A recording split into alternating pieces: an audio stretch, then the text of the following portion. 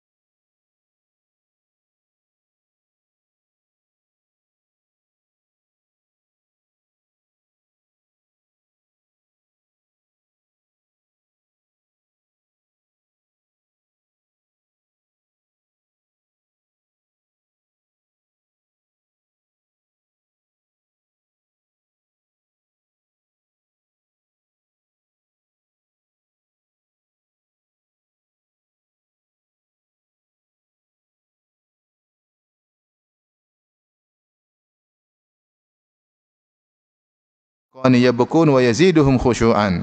Dan mereka sujud sementara mereka menangis dan mereka bertambah kekhusyuan. Ini menunjukkan bahwasanya mereka bahkan di antara mereka ada yang jika dibacakan Taurat, Injil mereka menangis, ya. Orang-orang solihin di zaman sebelum kita dari kaum Nabi Musa ataupun Nabi Isa alaihissalam. Demikian juga dalam ayat yang lain menunjukkan mereka menangis tatkala dibacakan ayat-ayat Allah. Wa idza sami'u ma unzila ila rasuli tara a'yunahum tafidhu minad dam'i mimma arafu minal haqq. Dan jika mereka mendengar apa yang diturunkan kepada Rasulullah, yaitu Nasara atau Yahudi yang mendengar, atau Nasara yang mendengar Al-Quran dibacakan, tara a'yunahum tafidhu minad dam'i, kau melihat mereka menangis, mimma arafu minal haqq, karena mereka tahu akan kebenaran. Dan ini sama seperti yang dialami oleh Najasyi ketika Ja'far bin Abi Thalib membacakan surat Maryam, maka Najasyi pun menangis dan akhirnya dia pun masuk Islam karena dia tahu kebenaran yang ada dalam Al-Quran. Demikian juga dalam surat Qasas, ya. Allah berfirman, alladzina atainahumul kitaba min qablihi hum bihi mu'minun. Kemudian wa idza yutla alaihim qalu amanna bihi innahul haqqu min rabbina inna kunna min qabli muslimin. Ulaika yu'tauna ajrahum marratain bima sabaru. Kata Allah, dan orang-orang yang memberikan Alkitab, yaitu Taurat maupun Injil sebelumnya, dan mereka beriman dengan Taurat dan Injil tersebut. Mereka beriman juga dengan Al-Quran. Wa idza yutla alaihim, jika dibacakan ayat-ayat Allah kepada mereka, mereka berkata amanna bih, kami beriman kepada Al-Quran, innahul haqqu min rabbina, ini adalah kebenaran Rabb kami, yaitu mereka beriman kepada Al-Quran. Inna kunna min qablihi muslimin, dan kami sebelumnya telah Islam, yaitu tunduk kepada Taurat maupun Injil. Kata Allah setelah itu, ulaika yu'tauna ajrahum marrataini bima sabaru, mereka itulah orang-orang yang diberi ganjaran 2 kali karena kesabaran mereka. Ini ayat-ayat dibawakan oleh Syekh Muhammad Al-Munshinqiti rahimahullah tentang ayat-ayat semisal, dan ini namanya tafsir Quran dengan Quran, yang dimana ayat-ayat tersebut memuji sekelompok golongan ahlul kitab yang ternyata mereka beriman kepada Allah, mereka beriman kepada hari akhirat, mereka sholat malam, mereka beramar ma'ruf, mereka bernahi mungkar, mereka menangis kalau dibacakan Taurat dan Injil, dan mereka juga menangis dibacakan Al-Quranul Karim. Dan mereka bersabar untuk meninggalkan kaum mereka untuk masuk Islam, maka mereka ini dapat ganjaran 2 kali. Maka kata Allah, ulaika yu'tauna ajrahum marrataini bima sabaru, mereka itu dapat ganjaran 2 kali karena kesabaran mereka. Tidak mudah untuk bersabar meninggalkan agama mereka, agama Yahudi atau agama Nasrani. Kalau meninggalkan agama Yahudi pasti dikucilkan, karena Yahudi menganggap mereka adalah satu-satunya suku yang dicintai oleh Allah, yang lainnya adalah suku-suku seperti hewan aja. Bagaimana dia keluar dari suatu suku yang dipilih oleh Allah kepada suku orang awam? Sehingga ini perlu kesabaran untuk meninggalkan sukunya. Demikian Nasara, tidak mudah meninggalkan Nasara, karena meninggalkan mungkin hidup kekeluargaan, kenyamanan, kesenangan, kemudian berpindah pada agama yang baru. Tapi mereka akan mendapatkan 2 ganjaran. Ganjaran selama mereka di atas agama mereka, Yahudi atau Nasrani, kemudian ganjaran setelah mereka masuk apa? Islam. Itulah yang Rasulullah tawarkan kepada Heraklius. Kata Rasulullah SAW, aslim taslam yu'tikallahu ajraka marratain. Wahai Heraklius, masuklah Islam, Allah akan berikan kau ganjaran 2 kali, double. Di antara kebaikan, yaitu engkau akan mendapatkan ganjaran 2 kali. Wa in tawallait fa inna ma 'alaika itsmul arisiin. Tapi kalau kau berpaling, kau akan menanggung dosa rakyatmu. Ternyata Heraklius memilih dunia, dia memilih jabatannya sehingga dia tidak mau beriman, sehingga dia akan menanggung dosa rakyatnya Romawi semua yang tetap Nasrani gara-gara dia tidak masuk Islam. Ancaman keras dari Nabi. Tapi kalau kau masuk Islam, kau dapat ganjaran 2 kali. Oleh karena seperti saya pernah sampaikan suatu riwayat, kalau tidak salah Khalid bin Walid ketika dia mendakwahi seorang pembesar Romawi, panglima Romawi, kemudian didiskusi bersama Khalid bin Walid, kemudian dia berkata, panglima tersebut, wahai Khalid, apa benar kalau saya masuk Islam saya akan bisa derajatnya tinggi? Ya, atau saya masuk Islam, maksudnya dia bilang saya masuk Islam mulai dari nol, saya rendah, tidak punya pahala apa-apa. Kata Khalid, kau siapa bilang? Kau kalau kau masuk Islam derajatmu tinggi. Kenapa derajat bisa tinggi? Karena semua kebaikan yang pernah dia lakukan juga dinilai apa? Pahala. Akhirnya dia masuk Islam, akhirnya membelot. Akhirnya bela Islam lawan Romawi. Karena benar kalau orang Nasrani masuk Islam, dia dapat pahala berapa kali? 2 kali. Pahala 2 kali. Baik. Di sini Allah berfirman memuji sekelompok ahlul kitab, namun mereka sedikit. Karena Allah minhumul mu'minuna wa aktsaruhumul fasiqun. Segelintir mereka beriman namun mayoritas mereka kafir. Allah sebutkan sifat mereka, min ahlil kitabi ummatun qa'imatun yatluna ayatillah ana al-lail. Ahlul kitab yang mereka berdiri, mereka tegak, mereka membaca ayat Allah Subhanahu wa taala ana al-lail, yaitu di tengah malam, ya. Ana bisa jamak dari inyun, ya, atau jamak. Jadi ana itu adalah maksudnya potongan-potongan waktu. Potongan-potongan waktu, ya.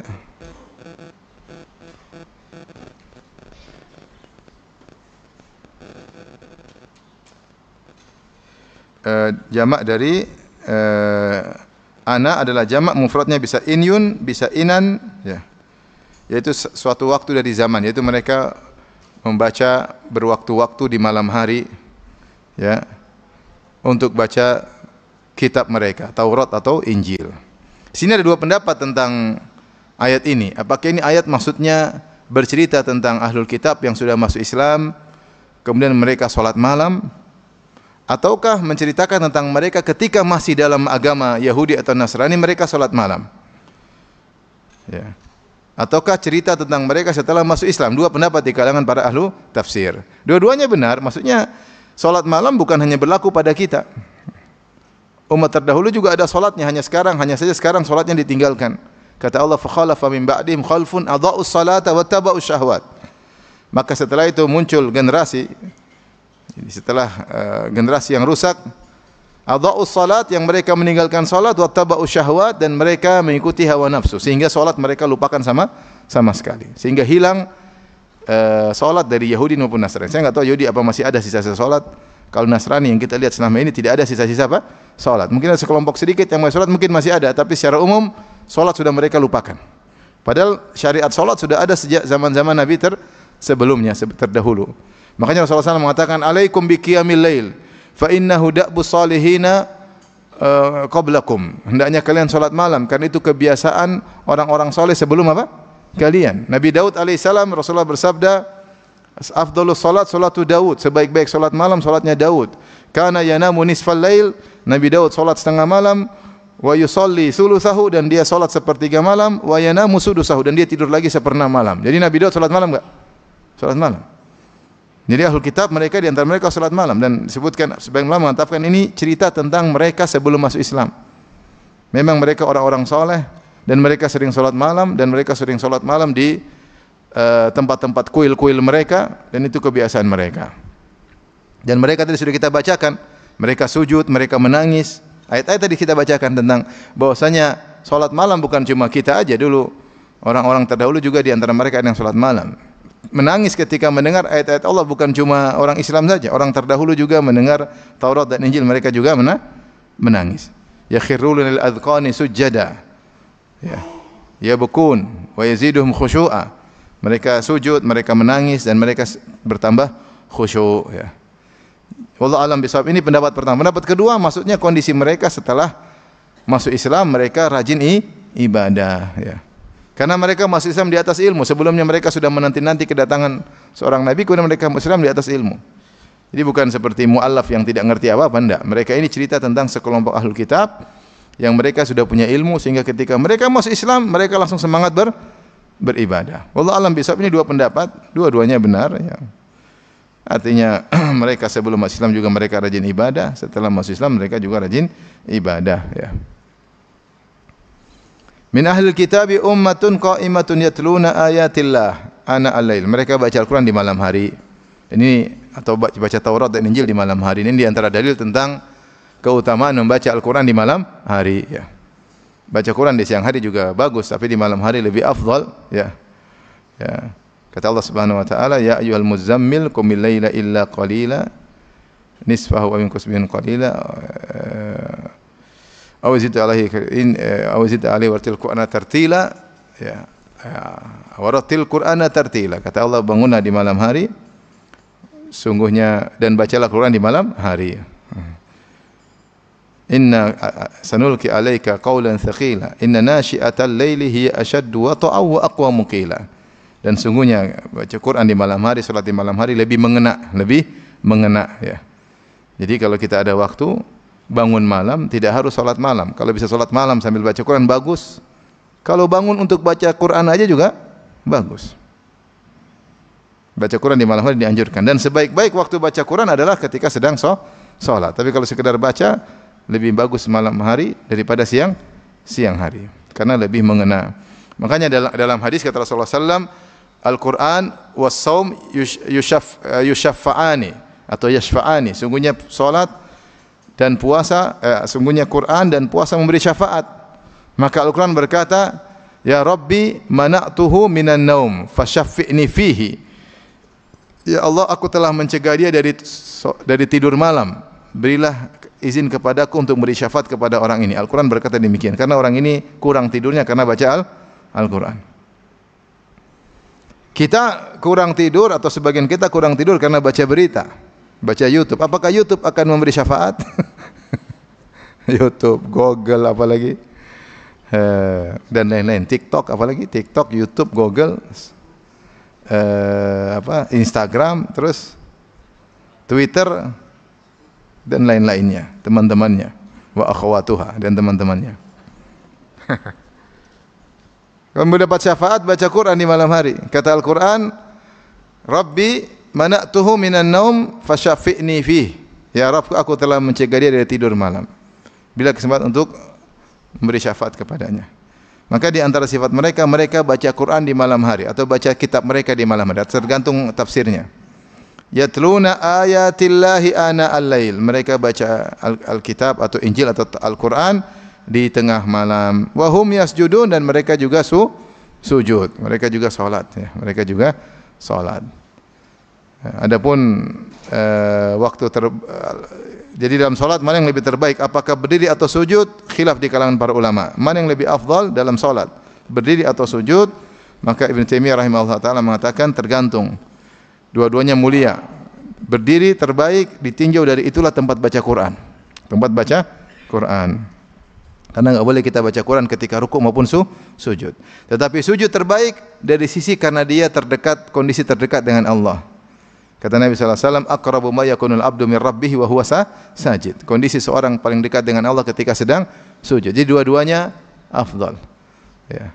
Ada yang dengan memperpanjang salat malam dengan memperpanjang berdiri sehingga dia sering baca Quran dalam berdiri tersebut. Ada yang salat malam dengan berbanyak sujud. Dengan berbanyak apa? Sujud. Dua-duanya ada sisi kelebihan.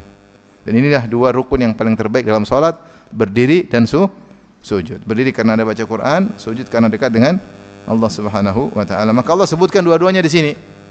Ya, yatluna ayatillahi ana al-laili wa hum yasjudun, mereka baca Quran di malam hari, wa hum yasjudun maksudnya mereka sedang salat, yaitu mereka baca Quran ketika sedang berdiri, kemudian juga mereka sujud. Wa hum yasjudun maksudnya mereka sedang sujud, maksudnya mereka dalam kondisi salat.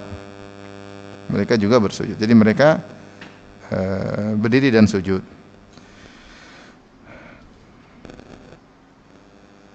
Makanya kalau kita baca cerita tentang Heraklius, memang kisah tragis. Saya sudah ada ceramah khusus ya, kisah tragis Heraklius. Bagaimana dia berilmu, sudah menanti-nanti kedatangan Rasulullah. Ketika datang Nabi yang dia nanti-nantikan sesuai dengan ilmu yang dia dapati, dia malah tidak beriman. Gara-gara dunia. Karena dia takut dia dilengsarkan oleh rakyatnya dari singgasananya. Dia takut. Akhirnya dia pilih dunia. Taib. Allah berfirman setelah itu tentang sifat mereka, ayat 114, yu'minuna billahi wal yawmil akhir, mereka beriman kepada Allah dan hari akhirat. Wa ya'muruna bil ma'ruf wa yanhauna 'anil munkar, dan mereka tidak mencukupkan diri mereka hanya sekedar beriman kepada Allah dan hari akhirat saja, tapi mereka juga ingin menularkan kebahagiaan mereka kepada orang lain. Wa ya'muruna bil ma'ruf, dan mereka menyeru kepada kebaikan. Wa yanhauna 'anil munkar, dan juga mereka mencegah dari keburukan. Ini harusnya kita berusaha memiliki sifat ini juga. Allah telah berfirman pada ayat sebelumnya sudah kita bahas, kuntum khairu ummatin ukhrijat linnas tu'minuna billahi wa ta'muruna bil ma'ruf wa tanhauna 'anil munkar wa tu'minuna billah. Kalian adalah umat terbaik yang Allah keluarkan bagi manusia. Apa sifat kalian? ta'muruna bil ma'ruf wa tanhauna 'anil munkar. Beramar ma'ruf nahi munkar. Wa tu'minuna billah. Kalian beriman kepada Allah. Ternyata ahlul kitab mereka juga dahulu demikian. Maka seorang jangan batasi untuk dirinya sendiri. Dia berusaha semaksimal mungkin, seoptimal mungkin yang bisa dilakukan. Paling tidak buat anak istrinya dia bagi kebaikan. Kalau bisa tetangganya, kalau bisa karib kerabatnya, kalau bisa kawannya. Berusaha. Kalau ada kemungkaran dia tegur dengan baik. Ya. Dua-duanya dilakukan. Ya. Wa ya'muruna bil ma'ruf wa yanhauna 'anil munkar. Mengajak kepada kebaikan, menyeru kepada kemungkaran. Sampai kalau memang sudah tidak bisa lagi manfaat, ya sudah. Ya. Allah berfirman, "Alaikum anfusakum. La yadhurrukum man dhalla idza tadaitum." Kalau kalian sudah berusaha ternyata enggak ada yang mau dengar, enggak ada faedahnya, diejek-ejek, dicukuin, ya sudah. Alaikum anfusakum, sibuk diri kalian sendiri. La yadhurrukum man dhalla idza tadaitum. Mereka sesat tidak akan beri mudarat kepada kalian. Ini kalau sudah kita berusaha. Ada kondisi di mana kita ngomong pun enggak ada yang dengar, percuma. Sampaikan juga orang sudah hawa nafsu, bersampaikan pun percuma, ya. Percuma. Kalau sudah bertanya hawa nafsu, mau bilang apapun enggak dipedulikan. Kalau sudah begitu ya sudah. Jaga diri ya. Tapi selama masih bisa ada yang mendengar, masih bisa ada yang dinasihati, sampaikan. Sampaikan. Sehingga ma'dziratan ila rabbikum, dan kita punya uzur di hadapan Allah Subhanahu wa taala.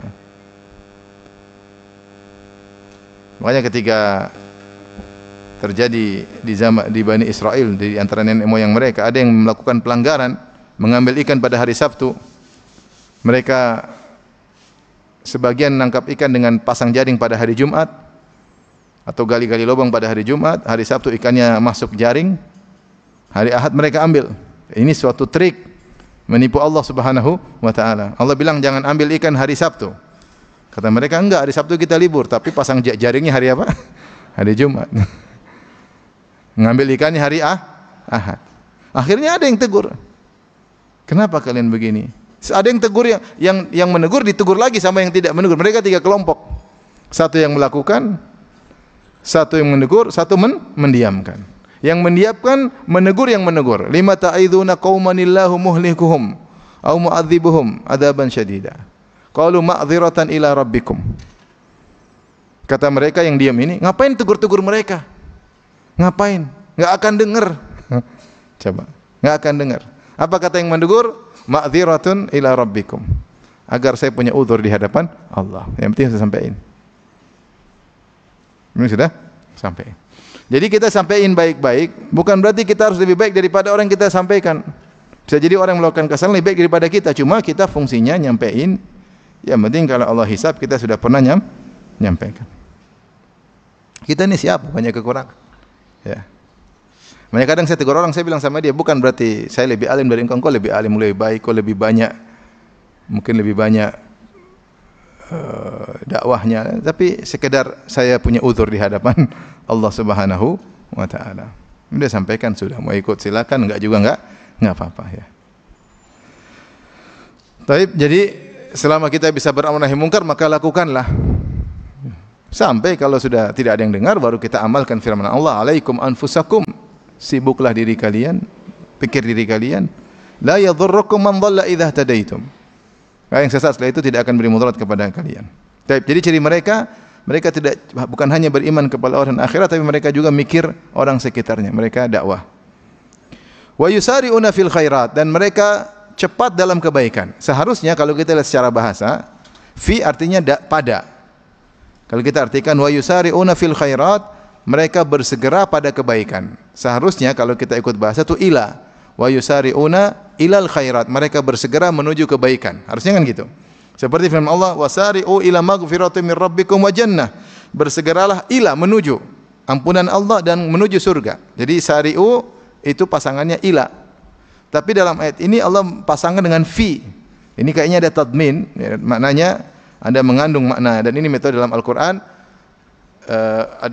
ada mengandung makna yang lain. Jadi kata Syekh Ibnu Utsaimin rahimahullah, wa yusari'una fil khairat, mereka cepat pada kebaikan. Maksudnya mereka punya sifat orang ahlul kitab ini yang beriman ini, Mereka kalau ada kebaikan mereka cepat menujunya, sekaligus ketika mereka sudah masuk dalam kebaikan mereka juga cepat melakukannya. Bukan cuma semangat ngaji aja sampai tempat pengajian tidur, enggak. Paling duluan sampai tempat pengajian tidur, enggak. Bukannya nyindir, cuma mau kasih tahu. Jadi semangat menuju ke sana, ketika sudah masuk dalam ibadah juga semangat, itu maksudnya. Bukan semangat, mau haji semangat, sampai haji sana ternyata hajinya enggak benar. Ngobrol melulu, hajian Instagram melulu, selfie melulu. Enggak, kau cepat dalam melakukan kau cepat menuju kebajikan, dan ketika sudah melakukan kebajikan juga cepat dalam melakukan apa? Kebajikan, semangat.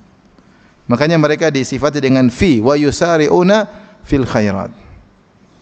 Mereka cepat dalam melakukan apa? Kebajikan. Semangat menuju kebajikan dan juga bersegera ketika melakukan apa? Kebajikan. Maka seorang berusaha mengumpulkan keduanya. Wa ulaika minas salihin, dan mereka itulah orang-orang yang saleh. Mereka orang-orang yang saleh. Yang saleh, subhanallah. Wa saleh masuk surga. Orang yang baik. Orang saleh itu adalah orang yang, secara singkat apa definisi saleh? Definisi saleh adalah orang yang menunaikan hak Allah dan menunaikan hak manusia. Itu orang saleh. Saya sering sampaikan, orang saleh itu menunaikan hak Allah, menunaikan hak manusia. Kalau ada orang hanya menunaikan hak Allah, ternyata hak manusia, hak istri, hak anak tidak tunaikan, bukan orang saleh. Kalau ada orang hanya menunaikan hak istrinya, menunaikan hak suaminya, menunaikan hak orang tuanya, tapi di hak Allah tidak dia tunaikan, maka bukan orang saleh. Makanya ketika Allah menyebutkan wanita salihat, Allah sebutkan dua-duanya, fas-salihatu qanitatun hafizatun lil ghaib bima hafizallah.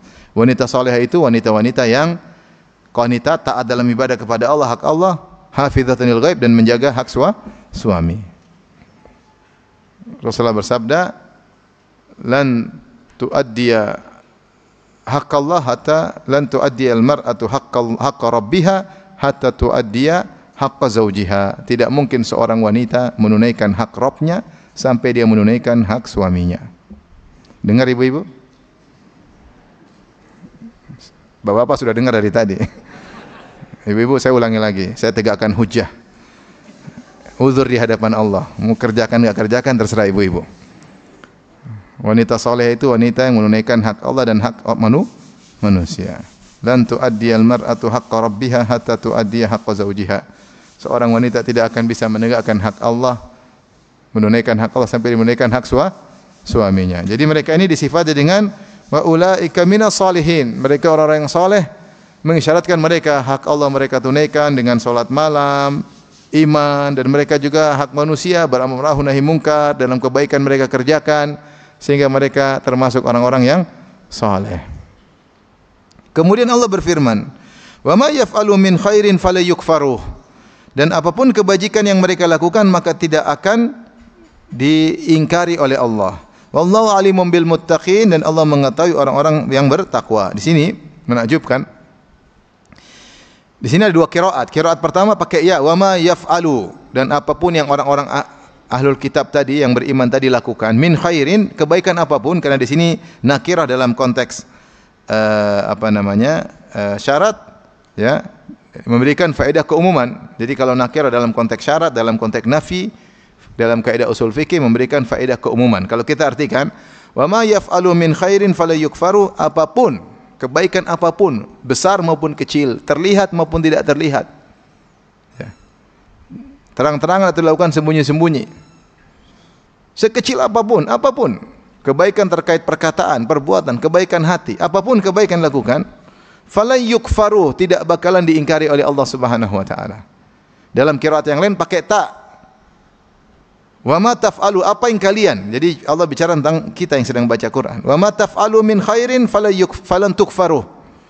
Kebaikan apapun yang kalian lakukan, wahai kaum muslimin, wahai para pembaca Al-Qur'an, falan tukfaru, kalian tidak akan diingkari. Tidak akan diingkari. Yaitu Allah akan memberi balasan. Di sini kata Tahir bin Asyur dalam tafsirnya Tahrir wa Tanwir, dia menyebutkan Allah Subhanahu wa taala di antara untuk menenangkan para pelaku kebaikan dan dalam rangka untuk menenangkan hati mereka, memotivasi mereka. Allah terkadang mensifati perbuatan mereka seperti hutang. Kata Allah, "In tuqridullaha qardan hasana yudha'ifu lakum wa yaghfir lakum wallahu syakurun halim." Dalam surat Taghabun kata Allah, kalau kalian memberi hutangan kepada Allah dengan hutang yang baik, hutang yang baik maksudnya kalian ikhlas, tidak ambil riba, ya, tidak ngungkit-ngungkit, itu namanya memberi hutang yang baik. Nanti ada apa? Itu namanya hutang yang baik, ya. Memberi hutang bukan untuk mencari keuntungan duniawi.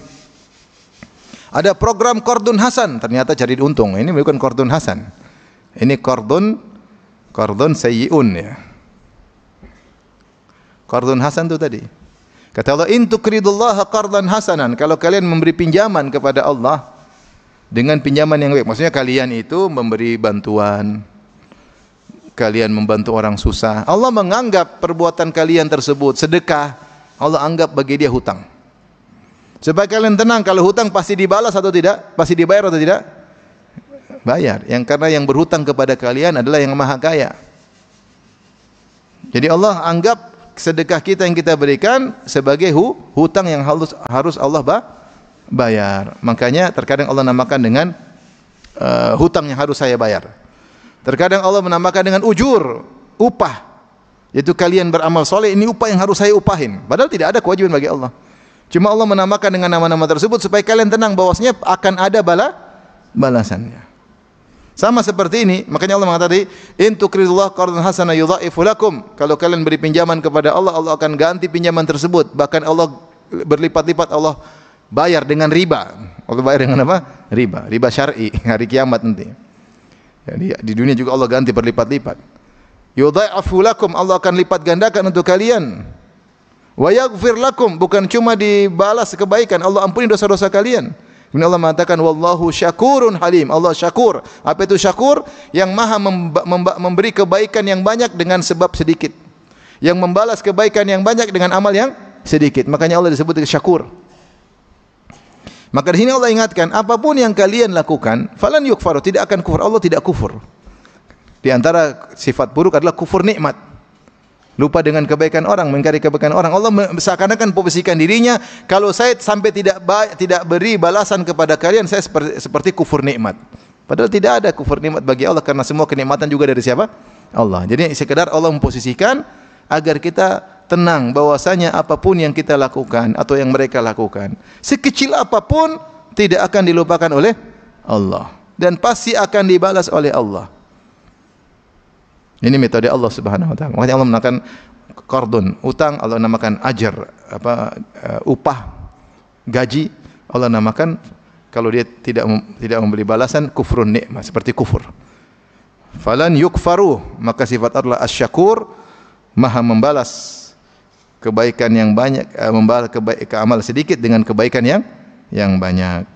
Kemudian kata Allah, wallahu alimun bil muttaqin, dan Allah maha mengetahui siapa yang bertakwa. Isyarat kalau kalian melakukan kebajikan harus dengan takwa, usahakan dengan takwa. Ada orang melakukan kebajikan tapi tidak dengan bertakwa, niatnya enggak benar. Allah tahu mana yang bertakwa, mana yang tidak bertakwa, Allah tahu. Terkadang sesuatu yang sedikit menjadi besar gara-gara takwa. Terkadang sesuatu yang besar tidak ada nilainya gara-gara tidak bertakwa. Jadi ini syarat untuk kita ikhlas dalam beramal soleh. Yang penting Allah sudah tahu, selesai. Yang penting tahu niat saya sudah selesai. Tidak perlu kita menanti pengakuan netizen. Tidak perlu menanti validasi dari netizen. Bikin opini supaya kita seakan-akan orang yang wow. Tidak perlu. Bikin opini sama Allah, bukan sama netizen. Tidak perlu. Dari netizen tidak perlu. Wallahu alimun bil muttaqin. Allah maha mengetahui siapa yang bertakwa.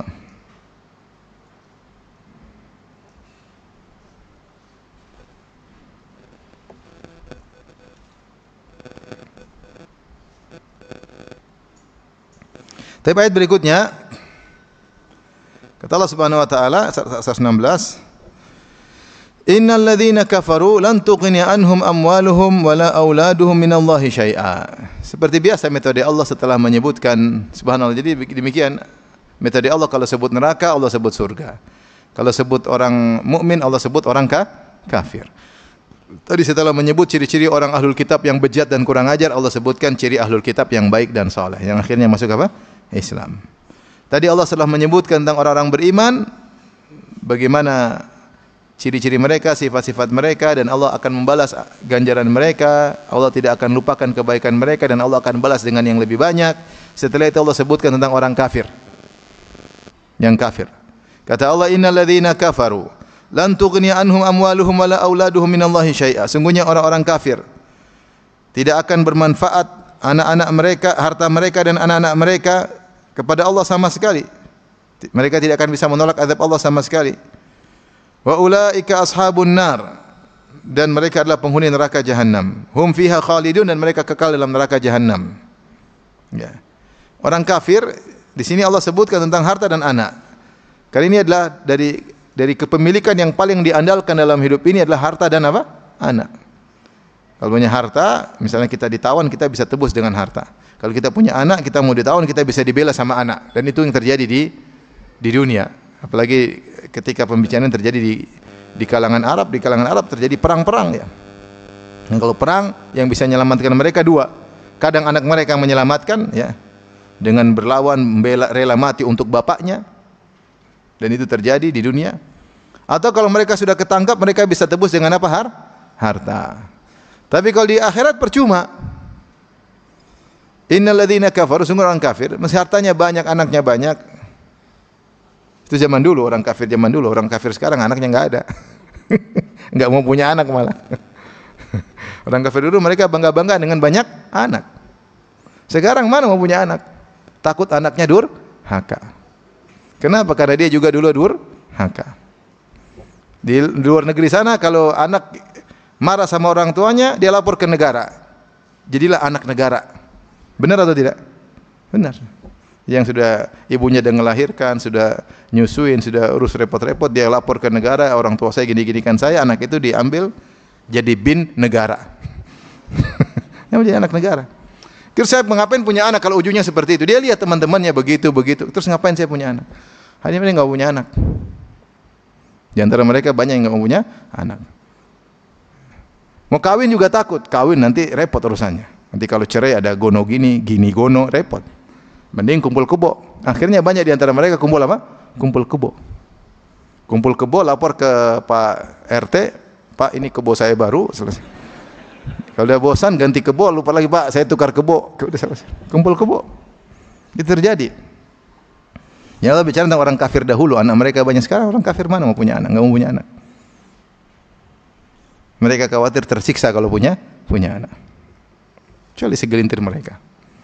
Tapi dahulu anak-anak itu luar biasa, andalan.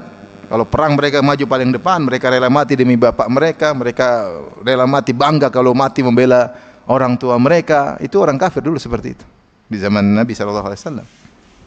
Harta mereka, ya. Maka Allah ingatkan, wahai orang kafir, kalau kalian punya anak banyak, punya harta banyak, tidak bermanfaat, tidak bisa menolak siksaan Allah sedikit pun.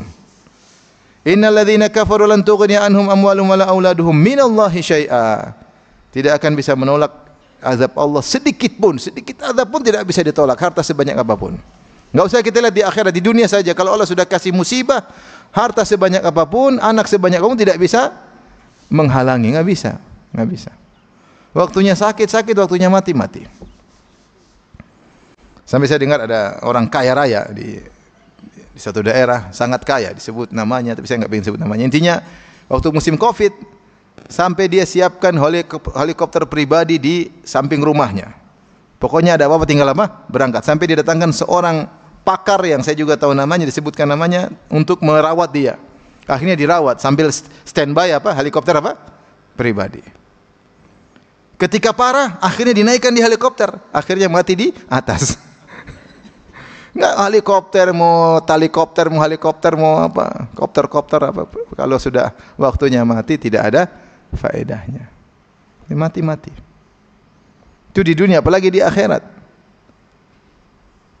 Lan tughni anhum amwaluhum wala auladuhum minallahi syai'an. Tidak akan bisa menolak azab Allah, hukuman Allah, siksaan Allah, musibah dari Allah sedikit pun. Wa ulaika ashabun nar, dan mereka itulah penghuni neraka jahanam. Hum fiha khalidun, mereka kekal di dalamnya. selama-lamanya.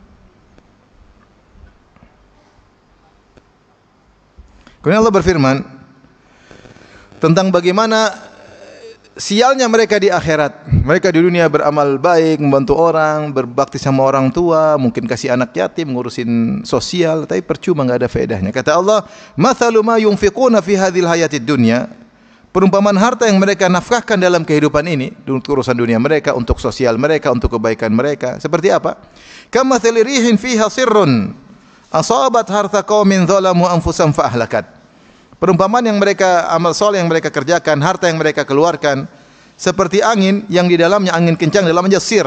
Sir itu ada tafsiran. Ada tafsiran mengatakan sir maksudnya angin yang dingin, sangat dingin. Ya. Sarsarun fi yaumin nahsin mustamir, ya. Sarsar seperti angin yang menimpa kaum Ad. Angin sangat dingin. Sangat dingin, dicabut kaum Ad, dibawa ke udara, dihantam angin sangat dingin. Dan itu orang sakit bisa dengan panas, bisa juga dengan dingin. Kalau panas mungkin langsung habis, kalau dingin bertahan, tapi sakitnya luar biasa, menusuk ke tulang-tulang, dan dia bertahan lama sampai mereka dibawa oleh Allah 7 hari 7 sabata layali samaniyati ayamin husuma. 7 malam 8 hari diangkat di udara dengan angin yang sangat dingin. Jadi kesakitan mereka rasakanlah lama. Kalau angin panas langsung mati, cepat. Terlalu cepat, kurang lama. Nah di sini sirrun dua makna atau dua tafsiran. Ada yang menafsirkan sirrun maksudnya angin yang sangat dingin. Ada yang menafsirkan sirrun, sir itu maksudnya suara yang menggelegar dalam angin tersebut. Ada yang mengatakan suara api yang menggelegar. Jadi angin tersebut bawa api. Dan kita sudah lihat kemarin ternyata angin bisa bawa apa? Api. Kejadian di Amerika kemarin kan gitu, angin bawa apa? Api. Jadi ada dua tafsiran, maksudnya angin membawa hawa yang sangat dingin atau api, angin bawa api. Asabat harsa qaumin, yang angin tersebut menimpa tanaman orang-orang zalamu anfusahum, yang menzalimi diri mereka sendiri. Itu mereka berbuat kesalahan atas diri mereka sendiri, fa ahlakat, maka tanaman mereka hancur seluruhnya. Bisa diartikan angin dingin.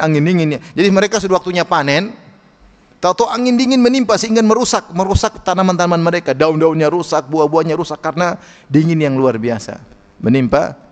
Dan ini saya sempat kemarin ke Dieng, saya tanya, iya kalau musim dingin Ustaz bisa sih tanaman rusak? Oh, jadi tanaman bisa rusak kalau sangat dingin, bisa rusak. Bukan angin, cuma hawa doang. Mereka petani di Dieng, mereka kalau sudah sampai minus itu bisa merusak apa? Tanaman. Artinya tanaman bisa rusak.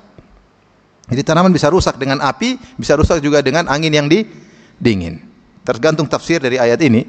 Fa ahlakat, maka akhirnya angin tersebut menghancurkan hasil panen mereka. Wa ma zalamahumullah. Allah tidak menzalimi mereka, walakin anfusahum yadzlimun, tapi mereka menzalimi diri mereka sendiri.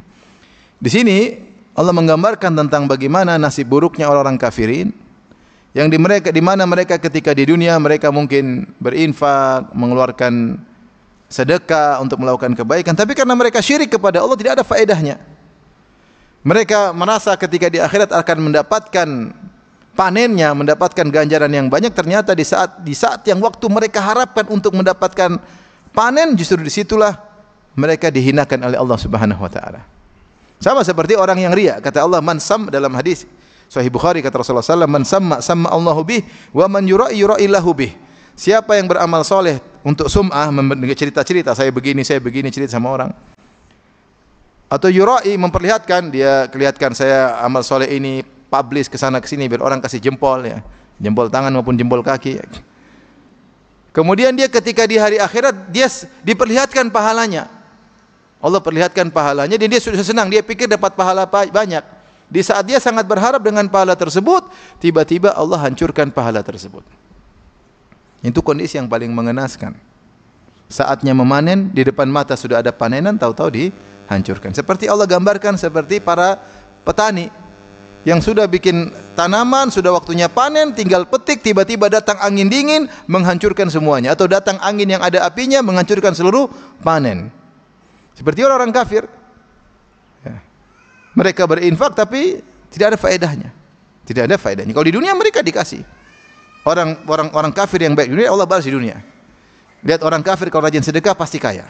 Orang kafir kalau rajin sedekah pasti kaya. Banyak orang kafir rajin dermawan, sosial, Allah bukakan harta bagi Allah balas di dunia. Orang mukmin setengah mukmin, jadi mau sedekah takut-takut. Jadi akhirnya kaya pun takut-takut. Ada sebagian teman saya, dia punya bos orang kafir. Kata, kau muslim nih, kasih anak yatim. Kamu ini. Jadi dia orang kafir tapi dia bagi-bagi. Dia yakin kalau dia berbuat soleh, usaha dia dijaga. Orang kafir aja beriman.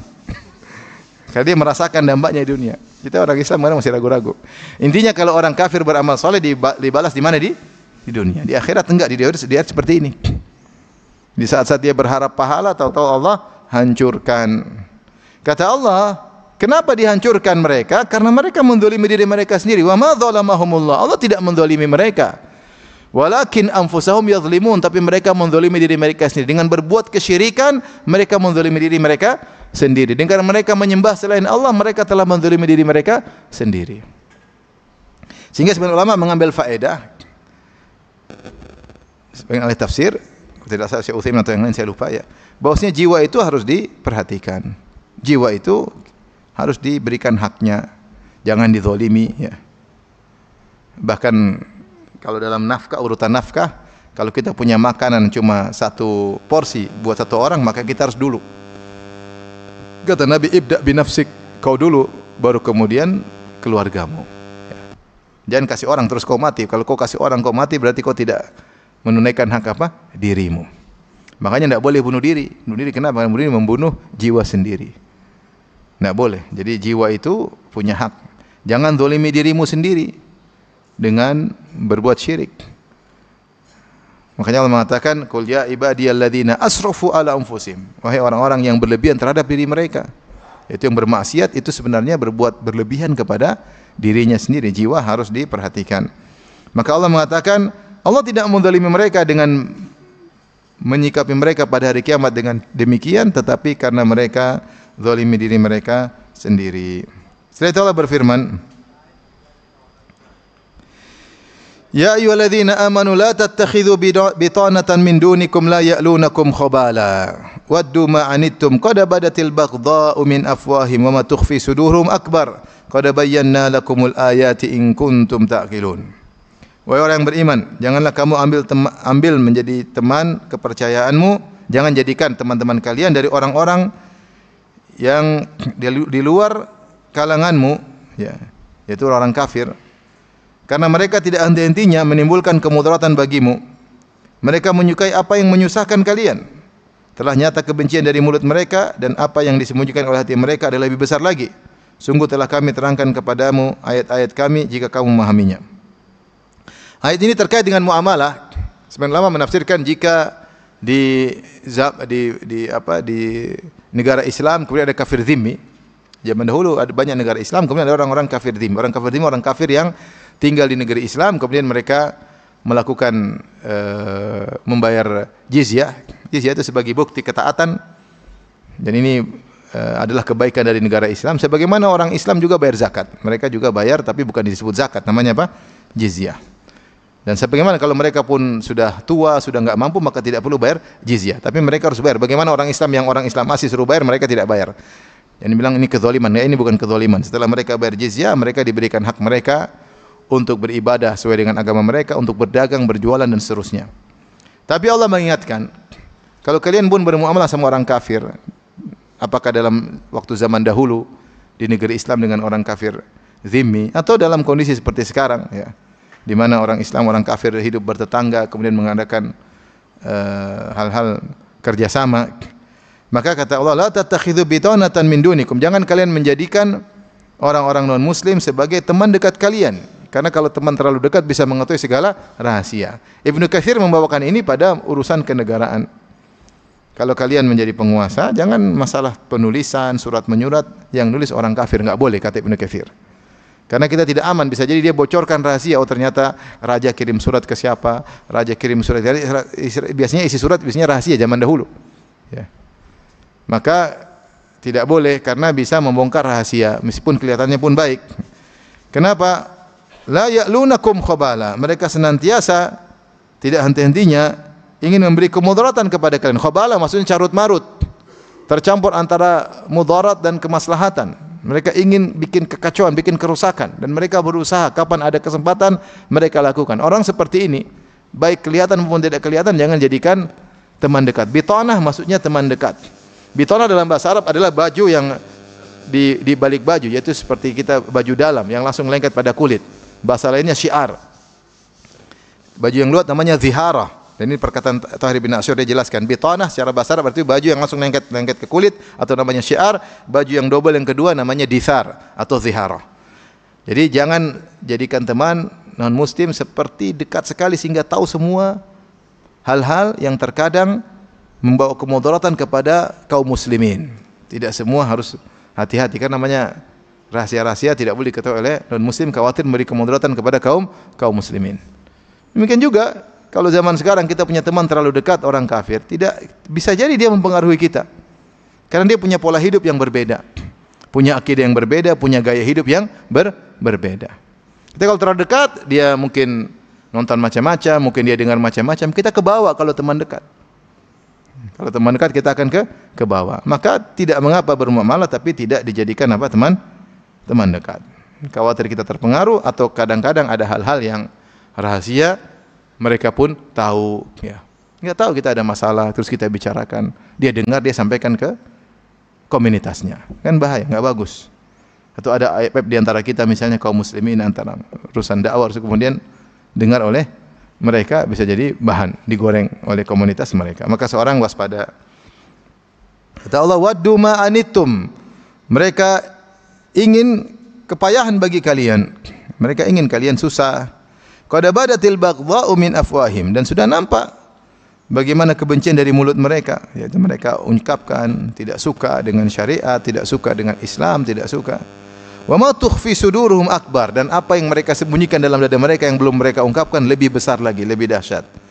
Qad bayyana lakumul ayati in kuntum ta'qilun. Sungguh kami telah jelaskan bagi kalian ayat-ayat jika kalian memahaminya. Setelah itu Allah berfirman, ha antum ula'i tuhibbunahum. Kalian mencintai mereka, wala yuhibbunakum. Sementara mereka tidak mencintai kalian. Ini Allah mencela sebagian orang beriman yang cinta kepada non-muslim sementara mereka tidak cinta. Cari-cari muka, kemudian dekat-dekat dengan mereka, padahal mereka enggak. Ada orang mukmin seperti itu ya. Terlalu cinta sama non-muslim, non-muslimnya biasa-biasa aja. Wa tu'minuna bil kitabi kullih. Lihatlah kalian beriman kepada seluruh Alkitab. Kalian beriman kepada Taurat, kalian beriman kepada Injil, kalian beriman kepada Al-Quran. Mereka tidak, mereka hanya beriman kepada Taurat mereka, atau mereka sebagian mereka hanya beriman kepada Injil mereka. Wa idza laqukum qalu amanna. Kalau ketemu kalian mereka ngomong kami beriman. Tapi ingat, wa idza khalau, tatkala mereka bersendirian di antara mereka, addu alaikumul anamila minal ghaiz. Ya. Mereka menggigit ujung jari lantaran marah kepada kalian. Jadi kalau mereka lihat kaum muslimin berhasil, mereka jengkel, mereka gigit jari. Ini ungkapan bahwasanya mereka jengkel tapi mereka pendam. Ya, mereka pendam. Kata Allah, "Qul mutu bi ghaidzikum." Silakan kalian mati dengan kebencian kalian. Innallaha alimun bidzatis sudur. Sungguhnya Allah mengetahui isi hati manusia. Ya. Ini Allah ingatkan ya. Hati-hati dengan ayat ini. Sebagian mengatakan terkait orang kafir, mengatakan termasuk juga orang munafik. Dan orang munafik hati-hati, meskipun KTP-nya Islam, tapi mereka terlihat dari lisan mereka, ketahuan mereka tidak suka dengan Islam. Mereka tidak suka dengan syariat apa? Islam. Mereka tidak suka yang namanya azan dikumandangkan. Mereka tidak suka namanya pengajian. Mereka tidak suka tentang nilai-nilai keislaman. Maka hati-hati. Ungkapan mereka menunjukkan mereka tidak suka. Yang apa mereka sembunyikan dalam dada lebih besar daripada itu semua.